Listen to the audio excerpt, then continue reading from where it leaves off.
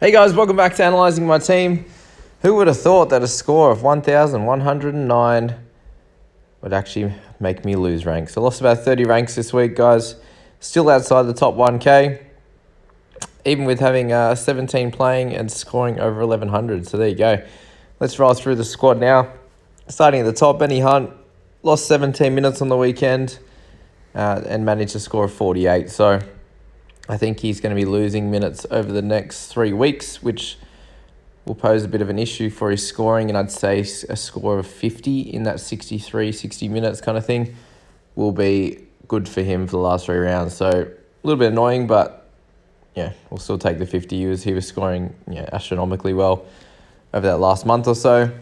He's done a really good job for my team, so we can't really complain too much. Payne Haas still skipped him last week for a score of 93, which was my third best for the week with the 200s at the bottom. So really happy with that score. I was thinking about captaining Cleary instead against, they obviously played each other. So Haas is still the most, the guy you can put your most confidence in, week out to be scoring sort of 60 plus there. So happy with that. Carrigan 58 was awesome, as he's normally been doing. Jazz Savanga 49 and got sent to the bin. So would have scored up near 60 again if he didn't get sent to the bin. So there's obviously -7 at that time and missing 10 minutes. But he still played 58, which is really good, and got in that 49. So happy with Jazz there.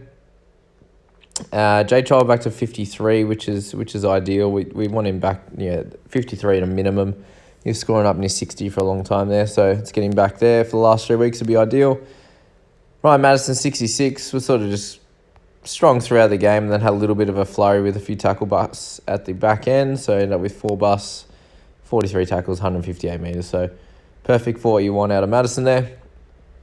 Cleary at 67, just doing his thing as per usual. Still not getting a rest, which was great in these next team lists. Still playing, which is good.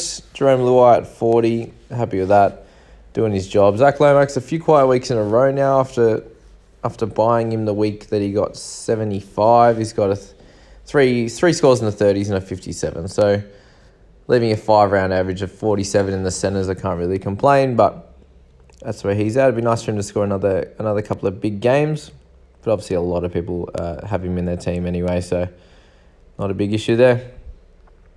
Crichton, just the one that killed me this week, so at 19. No tries this week, and especially against the Broncos, you'd expect him to do a lot better, but just didn't really get involved, and just one of those games for him. And the wing fullbacks, look at that. 2 scores over 100 and a 75. Just awesome work. Pick up Teddy, and he scores 200s, which is great. Ponga at 108, just another awesome game for him, but broke his nose and he'll be out this week. And Puppy, 75, just playing extremely well for someone who's only played a couple of seasons. That was 38 games, and Bellamy and Slater, can't really believe how good he's playing for how young he is in the league. So awesome work for those two. It looks like they'll both be out for 1 week, which poses a bit of an issue for the squad this upcoming week. Mitch Pearce 58, awesome work. Mo Fodawaker, welcome back, mate. Gets his highest score of the year, I believe. Let's check that. Yep, definitely by far. There you go. So highest score of the year, coming off the bench, playing 70 minutes, doing an amazing job there.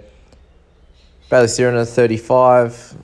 Yeah, that's all we can really expect. And I brought in AJ Brimson this week, thinking he would score well and end up with 29. So a bit of a downer, but thankfully bringing him in allows me to cover Ponga and Pappenhausen.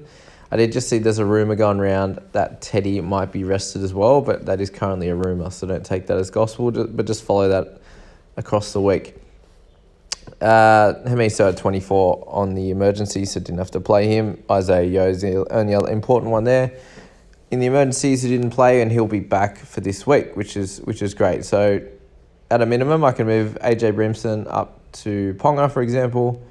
Hemiso also up to Pappenhausen, and then Isaiah Yo comes back onto the bench as Brimson goes up. So I can cover 17 this week. It's just, do I want to use my 1 trade? So I do have 1 trade left, and it's who would you put out? That's the thing. Like, the issue is if you trade out Pappenhausen and Ponga, or one of them, sorry, then you're losing a chance of them getting 70 or 80 or 100 like they have in those last 2 rounds, especially if they're only going to be up for one. So a little bit of an issue in my thoughts. I've seen a few people possibly bringing in Roger.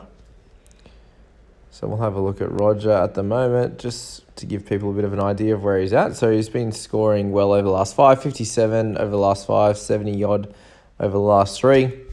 So finally scoring some tries, 64, 93, 57.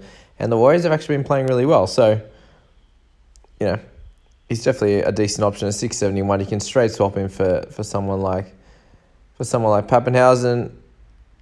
Yeah, exact same. So that's an option there, guys. But then there's a bunch of other guys. If you have a lot of extra money and if you've got more than one trade now, guys, I suggest using at least one of them this week to cover. If you have a good 18th man, then I'd probably suggest using both of your trades this week. If you have none, then good luck with your wing fullback situation, especially if Teddy comes out as well. But guys, I hope you've all been enjoying the content that I've been putting out this year. I know there's only 3 rounds left, and just want to say thank you for tuning in.